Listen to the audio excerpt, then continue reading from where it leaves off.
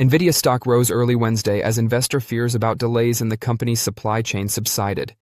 Nvidia shares increased roughly 0.5% to $186.25 in early trading after gaining 1.2% the previous day. The broader market nudged up as investors examined Donald Trump's statements suggesting that the dispute with Iran may be resolved reasonably soon. Hopes for lessening tensions have also helped to alleviate concerns about energy markets and transportation bottlenecks. If conditions in the energy and logistics markets stabilize, investor attention will likely shift to Nvidia's next developer conference. The focus shifts to the GTC developer event.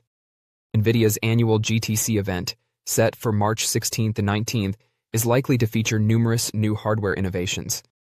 The business may announce new processors designed for inference, the process of creating outputs from artificial intelligence models, as well as improvements to its overall AI infrastructure plan. According to UBS analyst Timothy Arcuri, the event could boost confidence in Nvidia's long-term plan. It's difficult to see Nvidia offering thesis-altering commentary that sparks a stock breakout, but we do see the firm expressing more confidence in system scalability, networking leadership, and AI CapEx durability, Arcuri said in a research report this week. Arcuri restated his buy recommendation on Nvidia shares with a target price of $245. Networking and optical technology are the focus. Analysts expect Nvidia to emphasize its booming networking business. Nvidia has emerged as the leading chip networking supplier in terms of revenue, and it expects its year-end sales run rate to exceed the combined revenue of its competitors. A prominent topic in the business is the prospective shift toward co-packaged optics, a technology that incorporates optical engines directly alongside semiconductors to facilitate high-speed data transmission. To bolster its position in this space, Nvidia recently made $2 billion investments in Coherent and Lumentum, both of which specialize in optical and photonics technologies. The corporation has also agreed to multi-billion-dollar purchase deals with both vendors. Analysts expect next-generation chip improvements. Another possible feature of the meeting would be updates on Nvidia's next-generation chip platforms. According to Truist Securities analyst William Stein, investors will be looking for proof that Nvidia's Vera Rubin architecture will ship in production in the second part of this year. Stein also expects Nvidia to release more information on the chip design that will succeed Rubin, known internally as Feynman architecture. GTC is unlikely to be a powerful stimulus because it is such a well-anticipated event, according to Stein in a research note. Still, we anticipate remarks on market sizing and growth rates, as well as new debuts, to be a small positive for the stock. Stein maintains a buy recommendation on Nvidia, with a price objective of $283. Strategic investments develop the AI ecosystem. Nvidia has also expanded its network of investors in the artificial intelligence ecosystem. The firm stated on Tuesday that Thinking Machines Lab, a startup founded by former OpenAI executive Mira Murati, will use at least 1 gigawatt of Nvidia's Vera Rubin infrastructure. Nvidia also announced a significant investment in the firm as part of a long-term strategic alliance. Separately, the chipmaker recently invested $2 billion in Nebius Group, another firm that uses Nvidia-powered AI infrastructure. These investments add to a slew of significant bets in the artificial intelligence sector. Join our investor community. Hit subscribe and like to get your daily Nvidia stock insights and tutorials delivered. Nvidia contributed $30 billion to OpenAI's $110 billion financing round, and it has previously stated plans to invest up to $10 billion in Anthropic. The corporation has also invested in various infrastructural and software companies, including Synopsys, a chip design company, and CoreWeave, an artificial intelligence cloud service. Nvidia remains the ultimate AI investment, with Citi assigning a $270 target that implies a 52% increase, the greatest predicted total return on the whole coverage list. The next GTC conference is a near-term trigger, with investors focusing on inference workloads, the architectural change from DRAM HBM to SRAM, and the discussion over co-packaged optics versus copper. Citi describes Nvidia as the foundation of any significant AI-exposed portfolio. Nvidia is dominating the global AI explosion. The company's chips are the most sought after in the world, with hyperscalers ranging from Amazon and Google to Meta and Microsoft spending billions to integrate them into their data centers. That's been great for Nvidia's bottom line. Its full-year revenue increased from $26.9 billion in 2022 to $215.9 billion in 2025, and is predicted to reach $358.7 billion in 2026. This has also given the company's stock price a significant boost. Since the launch of OpenAI's ChatGPT in November 2022, Nvidia stock has increased by roughly 990%. Even if the excitement has subsided over the last year, shares have risen 46%. Nvidia isn't the only business driving AI development. While Nvidia develops the chips that power AI, it does not actually install them in data centers. Sure, you've probably seen Nvidia's sleek black and gold servers at its events, but those are only reference designs, not the actual servers used in data centers. Nvidia's partners, including as Dell, Hewlett-Packard Enterprise, and Foxconn, are responsible for building the large computer arrays that power AI models and services. Nvidia has traditionally brought GPUs to the table, followed by data processing units and network interface cards, as well as all of the drivers, software development kits, and toolkits required to deliver those silicon technologies, according to Chris Davidson, Vice President of High Performance Computing and AI Customer Solutions at HPE. But, at the end of the day, without a solution integrator to tie everything together, those are just bits and pieces. These are merely the basic components. We tell Nvidia, okay, you are developing a new technology. What is the technology? What is it good at? Here are the workloads that we are focusing on. This is what we're focusing on, customer requirements and use cases, and then creating products and solutions around them, according to Davidson. It's all part of a massive project that sees Nvidia chips go from Taiwan Semiconductor's fabrication facilities to manufacturers that produce individual server blades and servers, which are then placed into rows of server racks in data centers across the world. Finally, all of this enables organizations ranging from OpenAI and Meta to Google and Microsoft to operate the AI services that businesses and consumers utilize on a daily basis. Early conversations and deployment of engineers. Setting up a data center is not as straightforward as tossing a few computers into a warehouse. Companies that connect together servers collaborate with customers long before any systems are installed. What many people don't realize is that site planning begins long before any server kit or product is delivered, according to Davidson. We're working with many customers long before the data center is created, and if they already have one, we're usually aware of where it is, how much power is left, and how much cooling capacity it has, he said. According to Arthur Lewis, Dell's president of infrastructure, forward-deployed engineers work as part of teams that include data center architects, network architects, thermal architects, compute architects, and storage architects to determine how best to meet customers' data center needs. One of the reasons for such white-glove care is that no two data centers are ever exactly the same.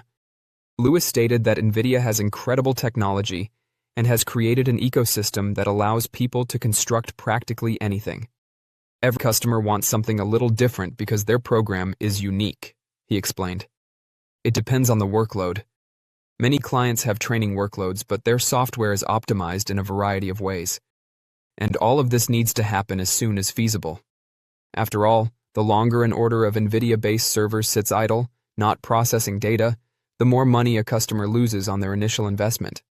According to Lewis, Dell has created its own methodologies for bringing data centers online in as little time as possible. The company can now deliver 100,000 GPUs to a customer in 6 weeks by using a forklift to remove the rack from the semi and place it on the cement slab. This is unprecedented in the industry, according to the speaker. Nvidia's software edge. Nvidia does not simply hand up its chips, though.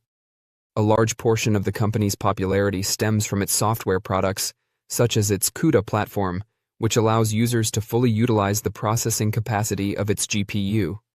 Many people are unaware that the bulk of Nvidia's staff are software developers, according to Justin Boitano, Nvidia's Vice President of Enterprise Platforms. Its superb developer documentation, great developer tools, and decades of constructing this accelerated computing platform are what attracts application developers to it, he noted. The developer platform's widespread availability allows app developers to start anywhere and eventually construct these next-generation apps on this architecture. The business is expected to reveal more about its next-generation software and technology during its annual GTC event, which begins on March 16th in San Jose, California. On Wednesday, Nvidia announced a $2 billion investment in Nebius, adding to the company's increasing portfolio of AI and data center infrastructure assets. According to a filing with the United States Securities and Exchange Commission, Nvidia has agreed to buy shares representing about 8.3% of Nebius for $94.94 per share.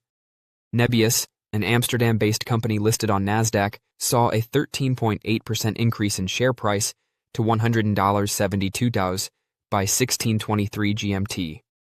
The world's most valuable company is actively investing in the AI ecosystem and growing data center infrastructure, including large investments in startups that are frequently its customers, prompting concerns about circular deals. Nebius, an Nvidia customer, plans to build more than 5 gigawatts of data center capacity by the end of 2030, the firm said. This amounts to enough power to meet the demands of almost 4 million households in the United States. Last year, Nvidia committed to deploying at least 10 gigawatts of its systems for OpenAI and invested $30 billion. Nebius, along with CoreWeave, is one of the Neocloud businesses gaining traction with high-profile partnerships to supply AI infrastructure to U.S. hyperscalers, including a $17 billion deal with Microsoft and a $3 billion deal with Meta. Neoclouds cater to tech customers with AI-specific capability, unlike larger cloud corporations that service several industries. NVIDIA CEO Jensen Huang announced a partnership with Nebius to create an AI cloud for the agentic future. The cooperation aims to address the growing worldwide need for intelligence. The cloud provider increased capital investment to $2.1 billion in the December quarter from $416 million the previous year, indicating a focus on capacity development. Don't forget to share your thoughts and experiences in the comments below. Your input helps create a more knowledgeable community where we can all learn and grow together in the world of investing.